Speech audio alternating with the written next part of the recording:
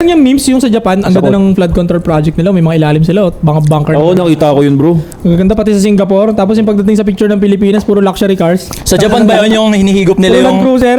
Yung baha, parang pinaprocess nila yung tubig baha. Tapos pag summer, nagiging panghugasan ng kalsada. Yun nga yung ano, pre, yun nga yung wala dito sa Pilipinas. For sure ako walang ganun dito sa Pilipinas. Yung ang flood control nila or yung canal nila, pare. Parang isang city, malaki pa rin. Kunyari, ito yung city mo sa taas, may mga building. May underground city ka sa kanila. Yun, dun yung tubig talaga. Kaya walang baha. Kasi ang laki nung agusan ng tubig sa ilalim eh. Yung sa atin, ano lang, isang ganun lang, pre, isang bilog lang na ganun, no? Ganun Walang kwenta. Ang Walang ina dito kwenta, sa pre. Pilipinas, kaya nagte-trending pa, million views eh. Yung content creator na tinatanggal yung mga barsa, no? Di ba? Sa BGC, nakita mo na ba nagbaha ni minsan? Exactly. Kasi yung ilalim ng BGC, pare, may flood control, ano sila to? As in, search nyo Floodway, yun. no? May floodway doon. Kasi bago, kung technically parang siyang bagong city rin kasi. So, Advanced ano, city. Parang yung city ng yung BGC mismo, parang pwede siyang pumalag sa mga Singapore pa. Kaya nga BGC, bagong gawang city. Ay po, okay. galing. Hindi, gagaganon yun! Gagaganon yun! Pero yun nga, Okay.